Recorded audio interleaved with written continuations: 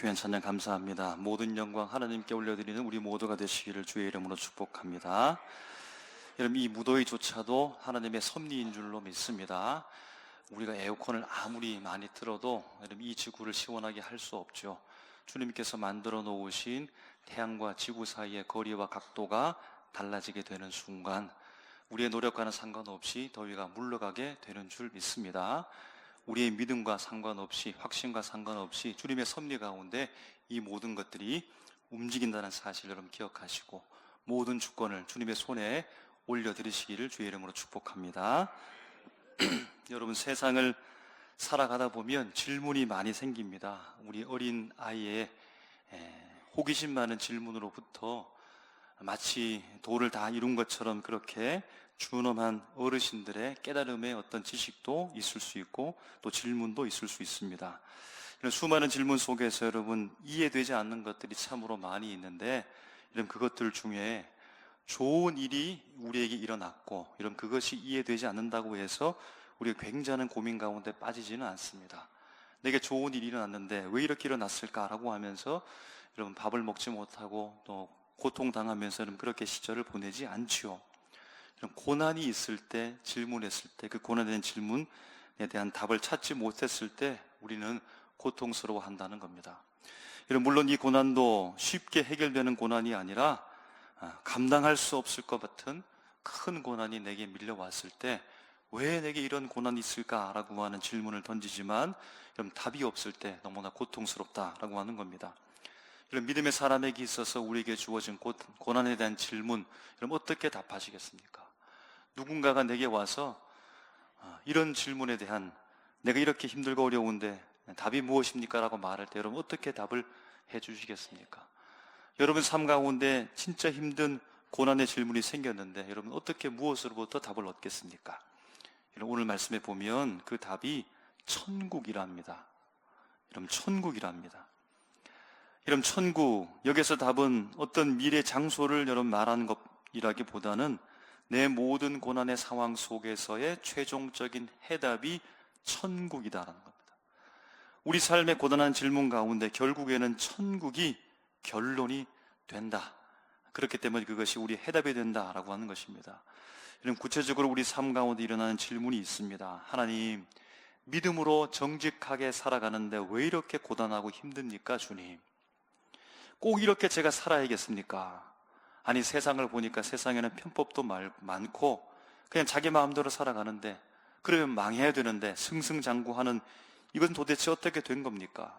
왜 저는 이렇게 정직하게 살아가면서 믿음으로 살아가면서 무거운 십자가를 매일매일 이렇게 짊어지고 인내해야 됩니까? 언제까지 이렇게 해야 됩니까? 라고 질문에 천국은 무엇이라고 대답하게 될까요? 이 땅의 수고가 끝나는 날 눈물도 아픔도 없는 진짜 영원한 본향 천국이 너를 기다리고 있단다라고 이런 대답하죠. 이런 억울함과 불의의 상황 속에서 질문이 생깁니다. 주님, 악인이 득세하고 있습니다. 의인은 고통을 받고 있습니다. 주님, 부조리한 이 세상 언제까지 참아야 합니까? 아니 하나님의 정의는 과연 살아있는 게 맞습니까? 여러분 이 질문 앞에 천국은 어떻게 대답할까요?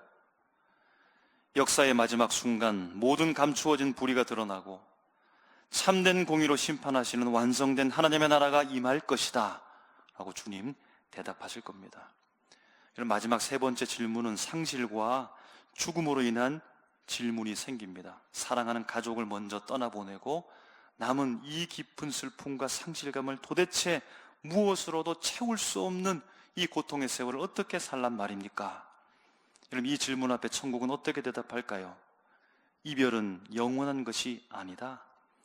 눈물 없는 천국에서 우리 다시 만날 그날이 있는 것이고 영원히 함께 만나서 영원토록 살게 될 것이다 라고 천국은 답할 겁니다.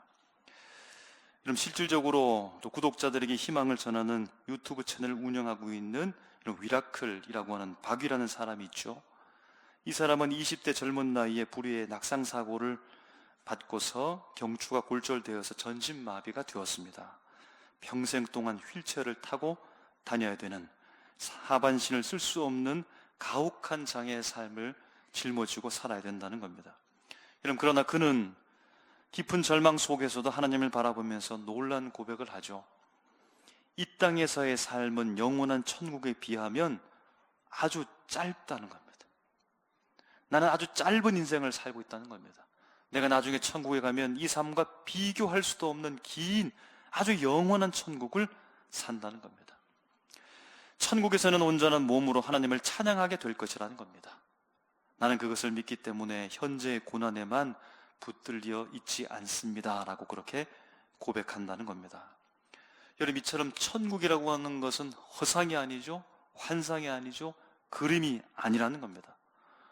오늘 고난의 현실의 장애를 이겨내게 하는 가장 실제적인 힘이라고, 능력이라고 고백한다는 겁니다.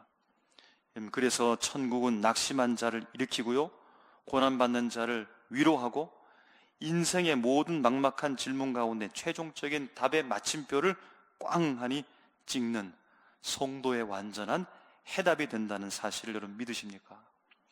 여러분, 우리의 해답이 되는 이 천국을 믿으십니까? 여러분, 오늘 본문에서 예수님께서 바로 그 위대하고 놀랍고 성도들에게 힘을 주는 그 근원인 천국의 실체에 대해서 제자들에게 가르치고 있습니다.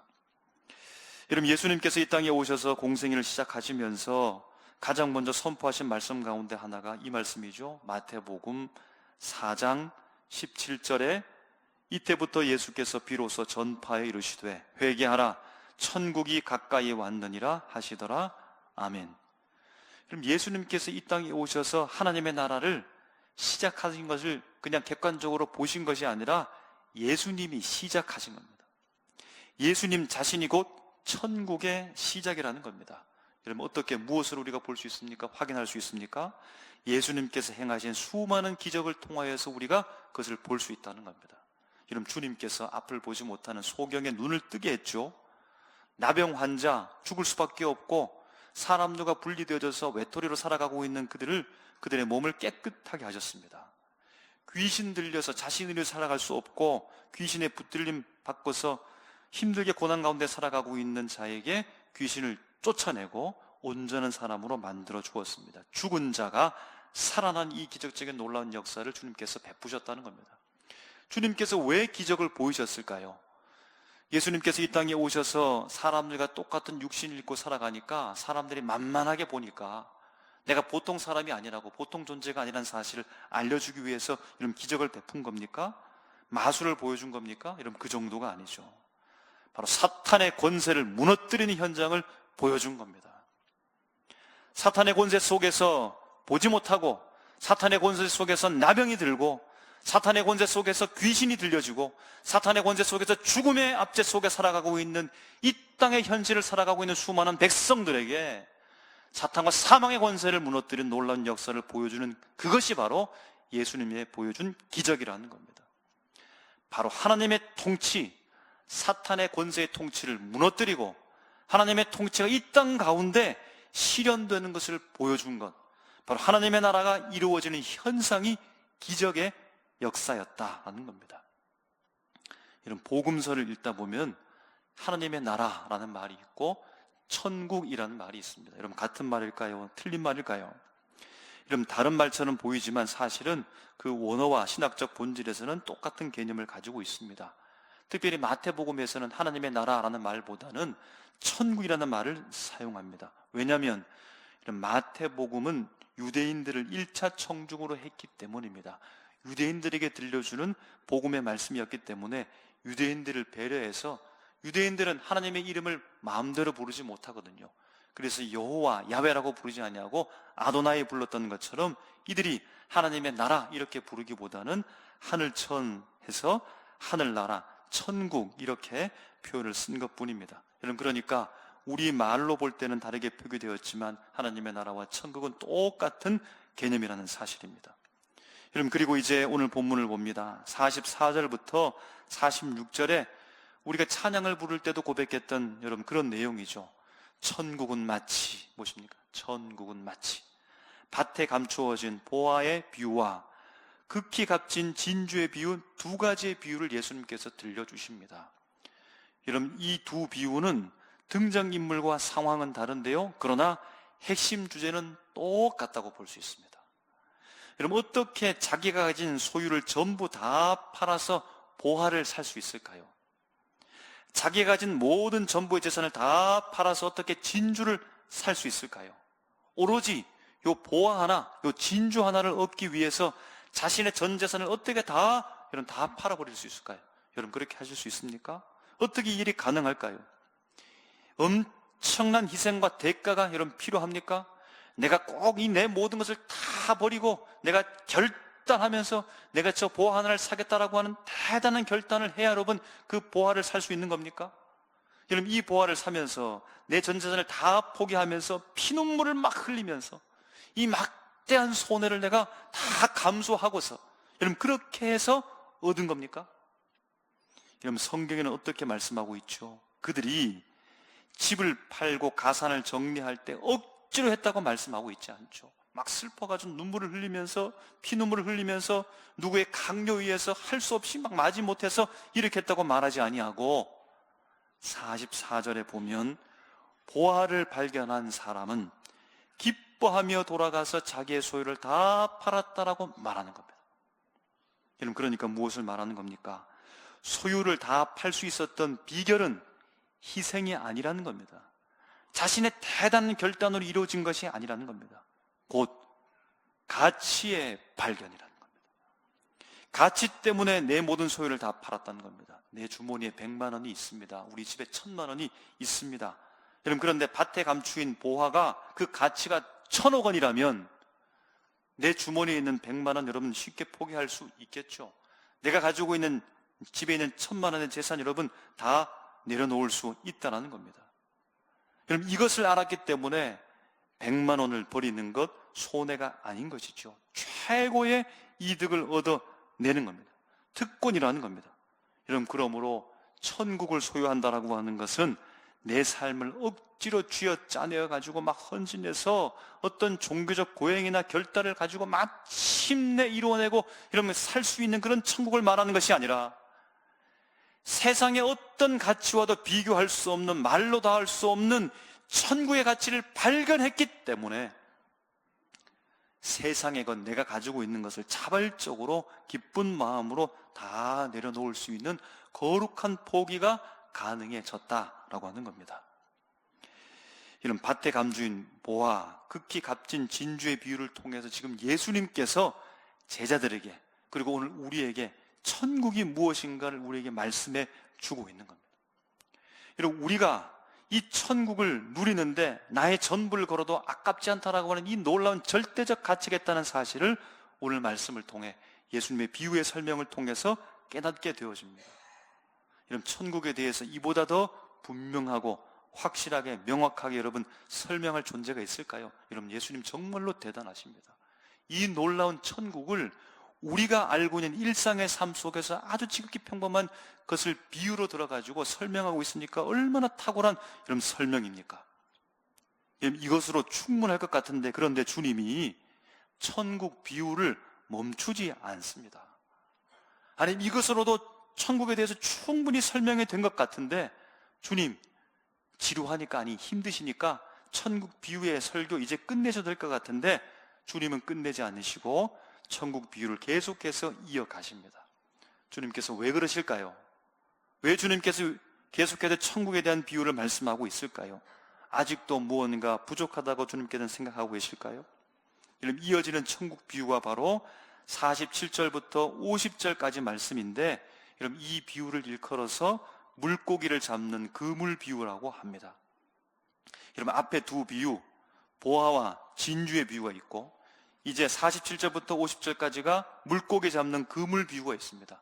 여러분, 크게 두 부분으로 나누면 여러분, 앞에 보화와 진주의 비유 그리고 그물 비유는 어떤 차이점이 있을까요? 어떤 다른 점이 있을까요? 여러분, 앞에 두 개의 비유는 개인이, 나 자신이 천국의 가치를 발견하는 이 현재의 기쁨과 소유를 말하는 것이 있다면, 여러분, 그물 비유라고 하는 것은 이제 설명하겠지만 천국의 종말론적 심판과 분리를 다룬다는 겁니다. 예수님께서 말씀하십니다. 어부가 배를 타고 바다로 나가서요 그물을 바다에 던졌습니다. 그물을 바다에 던진 이유는 물고기를 잡기 위해서이죠. 성경에 표현합니다. 이 그물에 각종 물고기가 모여들었다는 거예요. 각종 물고기가 잡혔다는 거예요. 그럼 건져 올린 그물에는 좋은 물고기, 못된 물고기가 한 그물에 다 뒤섞여 있다는 거예요. 그럼 이것이 바로 현재 이 땅 하나님의 나라를 말하는 겁니다. 이 땅에 우리가 살면서 하나님의 나라를 말하는 이 현실이라는 겁니다. 지금 우리 교회를 말하는 겁니다. 더 넓게는 세상 전체를 말한다라고 볼 수 있습니다. 여러분, 그렇기 때문에 지금 우리가 현재 지금 살고 있는 이 시대는 심판의 시대라기보다는 하나님의 자비의 시대입니다. 하나님의 은혜의 시대입니다. 하나님의 기회의 시대라는 겁니다. 주님께서 자비하심으로 사랑하심으로 오래 참으시고 모든 사람을 다 포용하는 은혜의 시대에 우리가 지금 살아가고 있다는 사실을 알라는 겁니다. 여러분, 그러나 오늘 이 그물 비유의 핵심은 거기에 있는 것이 아니라 48절이 있습니다. 48절이 이렇게 말씀하죠. 그물에 가득함에 물가로 끌어내어 앉아서 라고 말합니다. 어부가 바다에 그물을 던지고 그 그물에 걸린 그 각종 물고기를 가지고서 끌어냅니다. 끌어내서 이제 앉아서 하는 행위가 무엇입니까? 분리한다는 겁니다. 반드시 분리하는 때가 온다는 겁니다. 어부가요, 좋은 것은 그릇에 담고 못된 것은 버려버린다는 겁니다. 이와 같이 세상 끝에도 천사들이 와서 의인 중에서 악인을 갈라내고 풀무불에 던져 넣겠다. 거기서 울며 이를 갈게 될 것이다라고 경고하고 계십니다. 그럼 예수님께서 천국을 단순히 우리를 위로해 주는 말, 그냥 내 마음 가운데 마음의 평화를 주는 것, 값싼 구원의 기쁨을 주는 것, 또는 이름 없는 어떤 만병통치약으로 우리에게 포장해서 주는 것이 아니라 반드시 역사의 마지막 날에 엄중한 본질의 심판이 있게 될 것이다라고 명확하게 주께서 말씀하심으로 말미암아 성도들이 안일하게 살지 아니하고 영적 긴장감을 가지고서 살아갈 수 있도록 주님께서 말씀하고 있다는 겁니다. 여러분, 그물 비유를 통해서 우리는 천국의 엄중함, 두렵고 떨림, 종말론적 긴장감까지 배우게 된 겁니다. 그럼 예수님께서 천국을 이렇게 말씀하시죠. 현재적 가치, 지금 보화와 진주를 우리가 가진 것이다. 우리가 가진 것이다. 두 번째는요, 미래적 심판, 그러나 안일하게 생각하지 말아라. 그때 마지막 종말의 심판 때 그물처럼, 그물로서 각종 물고기를 나누는 것처럼 심판의 때가 있을 것이다 라고 우리에게 가르쳐주고 있다는 겁니다. 제자들에게 가르쳤다는 겁니다. 여러분, 예수님 좋은 교사죠. 한쪽으로 치우치지 않도록, 편중되지 않도록 여러분 양쪽의 균형을 잘 맞추면서 균형감 있는 지식을 우리에게 제공하신 겁니다. 여러분, 그런 교사가 좋은 교사죠. 한쪽만 말하는 것이 아니라, 뉴스도 마찬가지죠. 한쪽 말하는 것이 아니라 좋은 온전한 지식을 가질 수 있도록 그렇게 지식을 제공해 주는 것이 온전한 교사인 것처럼 예수님께서 제자들에게 이렇게 양쪽에 있는 부분들을 다 알려준 겁니다. 여러분, 그러면 이제 완전한 지혜를 가지게 된 것 아니겠습니까? 천국에 대한 온전한 이해를 우리 가지게 된 것 아니겠습니까? 천국을 단편적으로 아는 것이 아니라 풍성하게 모자랄 것 없이 이렇게 우리가 지식을 가졌는데, 그럼에도 불구하고 예수님은 아직까지 비유를 멈추지 않는다는 겁니다. 예수님께서는 또 한 걸음 나가고 있습니다. 또 천국에 대해서 비유로 말씀하고 있다는 겁니다. 왜 그럴까요? 아니, 이전에 예수님께서 좌우 균형에 잘 맞게 풍성하게 천국에 대한 이해를 우리에게 잘 시켜 주었는데 이제 다 된 것 같은데, 그런데 예수님께서는 천국의 비유를 멈추지 않습니다. 왜 예수님께서는 이토록 어쩌면 끈질기게 그리고 끊임없이 반복해서 다양한 각도로 천국을 설명하고 비유하시는 이유가 무엇입니까? 제자들에게 도대체 무엇을 말씀하고 싶은 걸까요? 제자들이 어디까지 도달하게 하기를 원하는 것일까요? 주님의 그 깊은 의중은 여러분 무엇에 있는 겁니까? 마침내 주님은 51절에 이제 천국 비유의 마지막을 말씀하기 전 제자들에게 이렇게 질문합니다. 마태복음 13장이 8비유라고 합니다. 천국 비유에 있어서 8가지 비유를 했다는 겁니다. 여러분, 그 중에 이제 마지막 비유를 예수님께서 하시기 직전에 제자들에게 질문을 하는데 이렇게 합니다. 이 모든 것을 깨달았느냐? 지금까지 내가 말했던 이 모든 천국 비유에 대해서 말했는데 천국을 이제 너희들 깨달았느냐? 깨달았느냐? 8가지, 이제 7가지 천국 비유를 말했는데 예수님께서 하신 말씀 제자들이 들었고, 제자들 너희들 내가 했던 모든 말들 깨달았느냐라고 묻습니다. 제자들이 대답합니다. 주님, 그렇습니다. 주님, 우리가 깨달았습니다라고 말합니다. 여러분, 여기에서 주님께서 물으신 깨달았느냐라고 하는 이 깨닫다라고 하는 말은 그럼 지식을 넘어 삶으로 복종하게 되는 동의하는 것을 의미한다고 합니다. 여러분, 단순 지식의 축적을 말하는 것이 아니라 그 지식을 넘어서 삶으로 복종하고 동의하게 되는 순간 깨달았느냐라고 말하는 겁니다. 여러분, 들리는 것, 그냥 지식 속으로 쌓이는 것과 깨닫는 것은 다른 것이라는 겁니다. 오늘 내게 소리가 들려오는 것, 오늘 내게 좋은 말씀을 그냥 들었다라고 하는 여러분 그 정도의 감동, 그것과 깨달았다라고 하는 것은 다르다는 겁니다. 우리 마음속에 감동이 있으며 진짜 깨달음을 가질 때 어떻게 되죠? 내 마음과 몸으로 동의되어지죠. 이제 바깥으로 나가서 직접 살게 되어져도 진짜 그 삶으로 살게 되는 것, 그 직전에 있는 것이 바로 깨닫다라고 하는 말입니다. 주님께서 물었던 그 질문은 너 이제 지식적으로 다 이해했느냐? 천국이 무엇인지 지식적으로 다 이해했느냐? 누가 물어봐도 천국이 무엇인지 알겠느냐라고 하는 여러분 이 지식을 말하고 있는 것이 아니라 이제 깨달았느냐? 너희들의 삶으로 천국을 살 수 있겠느냐라고 예수님께서 질문하신 질문입니다. 그리고 제자들이 그렇습니다라고 대답합니다. 그리고 이제 예수님께서 마지막 천국 비유를 말씀합니다. 여러분, 이 비유는 모든 비유의 최종적인 해답이며 모든 비유의 결론적인 선포와도 같다라고 말할 수 있습니다. 여러분, 52절 말씀을 우리 다 같이 한번 읽도록 하겠습니다. 52절입니다. 시작. 예수께서 이르시되 그러므로 천국의 제자된 서기관마다 마치 새 것과 옛 것을 그 곳간에서 내오는 집주인과 같으니라. 아멘. 그럼 예수님께서 결론적으로 천국 비유를 말씀하시고 오늘 말씀이 이렇게 말하죠.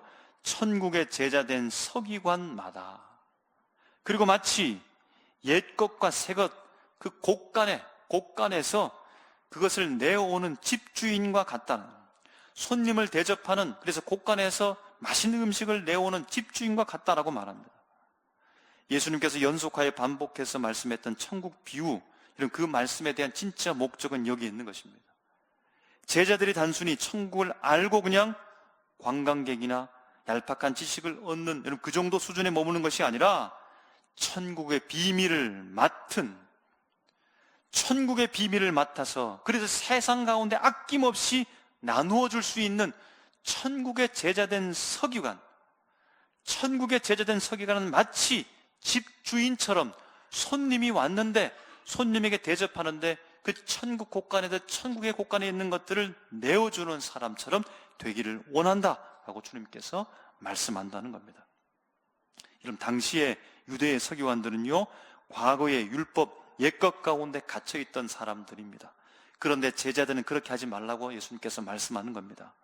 예수님은 천국의 제자된 서기관들은 구약의 약속이 예수님 시대의 신약 속에서 어떻게 이루어지게 되어져서 복음으로 되어졌는지에 대해서 그것을 성취한 것에 대해서 너희들은 알아야 되는 것이고 깨달아야 되는 것이고, 그 명확히 아는 지식을 통하여서 마치 집주인이 된 것처럼 손님이 왔는데 그 손님을 대접하는 데 있어서 보물 창고에 가가지고 그 곳간에서 맛있는 음식을, 풍성한 음식을 계속해서, 선물을 계속해서 꺼내오는 것처럼 천국을 깨달은 제자들을 통해서 그 풍성한 천국의 비밀의 소식을 세상 가운데 아낌없이 전하는 삶을 살도록 하기 위해 예수님께서 천국 비유 말씀을 하셨다는 겁니다. 목적이 거기에 있다는 겁니다. 우리가 잘 알고 있는 1948년 여순 반란 사건 속에서 손영은 목사님은 두 아들 동인과 동신을 잃었죠. 세상의 눈으로 보게 되어지면 원수를 갚아야 됩니다. 복수를 해야 됩니다. 참을 수가 없습니다. 갈아 마셔도 시원하지 않습니다. 그런데 손영은 목사님은 가해자를 용서합니다. 잘했습니다. 너무 잘했습니다. 어떻게 그렇게 할 수 있습니까? 모든 사람에게서 존경을 받을 만한 결정입니다. 그것만으로도 충분합니다. 200%, 300%가 되었습니다. 그런데 손영원 목사님은 어떻게 했죠? 자기의 두 아들을 죽인 그 사람을 자신의 양아들로 삼습니다. 사람들은 이해가 되지 않습니다. 사람들은 그 속에 있는 창고를 들여다보면 도저히 꺼낼 것이 없는 겁니다. 그런데 손영원 목사님은 세상의 방식이 아니라 천국의 방식을 선택합니다. 복수 대신 용서를 꺼냅니다. 미움 대신 사랑을 꺼내옵니다. 오늘 말씀하고 있는 52절에 천국의 제자된 서기관으로서 천국의 보화의 삶 속에서 그 모든 곳간에서 꺼내는 거죠. 가장 큰 고난의 순간 속에서도 자기 마음 속에 이루어진, 자기 삶 속에 이루어진 그 천국 곳간에서 사랑을 꺼내오고 용서를 꺼내오고 자비를 꺼내오고, 그래서 그 사람을 양아들로 삼아서 키웠다는 겁니다. 이분이 바로 여러분 천국의 서기관이 아니겠습니까? 이런 고 이어령 교수의 딸인 고 이미나 목사님은 삶 속에서 깊은 고난을 경험했습니다. 이혼의 아픔과 실명의 위기, 사랑하는 아들을 죽음을 겪었고 이후 위암 진단까지 받았습니다. 그러나 그녀는 고난에 무너지지 않고 자신이 만난 하나님의 그 사랑과 천국의 소망을 사람들에게 전하기 시작하는 겁니다. 여러분, 이 정도의 인생을 겪었다면 그 마음속에 곳간에 무엇이 남겠습니까? 분노와 증오와 미움과 절망만이 여러분 그렇게 나오지 않겠습니까? 모든 사람을 만날 때마다 여러분 그것만 꺼내가지고 내 인생에 왜 그렇게 됐냐고 여러분 그렇게 말하지 않겠습니까? 그런데 자신의 아픔을 통해서 오히려 다른 사람을 위로하고 있으니 오늘 52절에 말씀했던 것처럼 천국의 서기관처럼 사명을 감당한 것이죠. 고난 속에서도 자신 안에 이루어진, 자신 삶 속에 이루어진 천국 창고에서 절망이 아니라 하나님의 나라의 위로와 소망을 꺼내서 사람들에게 나누었다라고 하는 겁니다. 이를 우리가 잘 알고 있는 팔과 다리가 없이 태어난 닉 부이치치라는 사람이 있죠. 그럼 이 사람은 어린 시절 깊은 절망 속에서 자살까지 생각했다고 합니다. 그러나 예수 그리스도를 만난 후에 그는 전 세계를 다니면서 복음을 증거하는 사람이 되었습니다. 그는 이렇게 고백합니다. 제가 하나님을 사랑하는 이유를 아십니까? 여러분, 천국은 실제합니다. 언젠가 우리가 천국에 가면 우리에게는 팔과 다리가 있을 겁니다. 우리는 뛸 것이고 우리는 함께 놀 것이고 함께 달릴 겁니다. 닉 부이치치는 자신의 장애보다 천국의 소망을 더 크게 바라보는 것이죠. 그래서 절망이 아니라 자신 속에, 자신의 삶 속에 있는 그 천국 곳간에서 하나님 나라의 소망을 세상 가운데 꺼내서 오늘 말씀하고 있는 것처럼 천국의 제자된 서기관, 천국 곳간에서 좋은 것들을 꺼내오는 집주인의 삶을 살게 되었다라고 하는 겁니다. 사랑하는 삼일교회 성도 여러분, 인생의 수많은 고난을 겪고 계시죠? 말로 할 수 없는, 누구에게도 말할 수 없는, 책으로 쓴다면 다 쓸 수 없을 만큼 고난이 우리에게 닥쳐올 겁니다. 이제 끝났겠지라고 생각했는데 또 고난이 오고, 이 산을 넘으면 이제 내리막길만 있겠지라고 했는데 또 언덕을 만나게 되어지는 고난 속에 여러분 다 있을 겁니다. 여러분, 그런데 휠체어 위에서도 영원한 천국을 바라보면서 오늘을 이겨냈던 그 고백을 기억하십시오. 천국을 여러분 인생의 최종적인 해답으로 삼으시기를 주님의 이름으로 축복합니다. 여러분, 더 나아가서 천국을 발견하셔야 됩니다. 주님께서 물으십니다. 제자들에게 8번 천국 비유를 말씀하면서 마지막에 물으셨던 것처럼 이제 깨달았느냐? 이제 깨달았느냐? 이제 너희들 깨달았느냐? 주님께서 물으십니다. 내가 8가지 천국 비유 말했는 것 하나도 잊어버리지 않고 그걸 다 외우느냐라고 물은 것이 아니라 너의 삶으로 동의하며 이제 바깥으로 나가게 되어지면 그 삶의 동의와 결단으로 살아갈 준비가 되었느냐? 주님께서 그렇게 묻고 계십니다. 여러분, 들리는 소리가 아니라 그냥 오늘 잠깐의 감동이 아니라 여러분 깨달으셨습니까? 깨달았습니까? 저에게도 똑같이 하는 질문입니다. 이런 천국을 발견하는 기쁨으로 살아야 되지만 이런 거기에 머물러 있을 수는 없습니다. 오늘 본문이 요구하고 있는 천국의 제자된 서기관으로 살아야 합니다. 우리의 삶에 이런 미움의 창고도 있고 증오의 창고도 있고 용서지 못하는 절망의 창고도 있을 겁니다. 문을 잠그십시오. 부셔버리십시오. 그 창고는 만들지 마십시오. 주님께서 놀란 밭에 감춘 보화와 값진 진주를 우리에게 주셔가지고 우리 모든 것들을 다 내려놓고 팔아버렸습니다. 우리 주머니에는 단 한 푼도 없는 겁니다. 동전도 없는 겁니다. 오직 주님께서 우리에게 주신 보화만이 있는 줄로 믿습니다.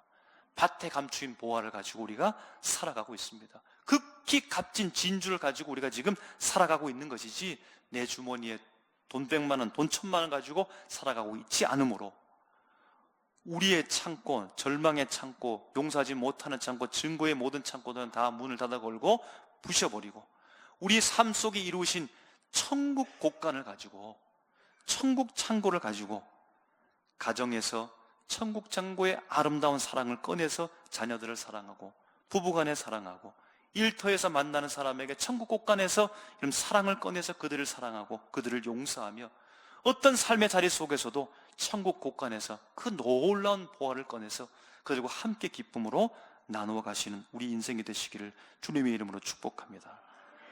이런 천국의 가치를 발견한 기쁨으로 우리의 세상적 삶을 내려놓으십시오. 심판의 엄중함으로 그 그물 비유를 생각하시고 오늘을 두렵고 떨리는 마음으로 거룩하게 살아가십시오. 천국의 서기관으로서 복음을 전달하는 이런 복된 성도들로 살아가시는 우리 모두가 되시기를 주님의 이름으로 축복합니다. 기도하겠습니다.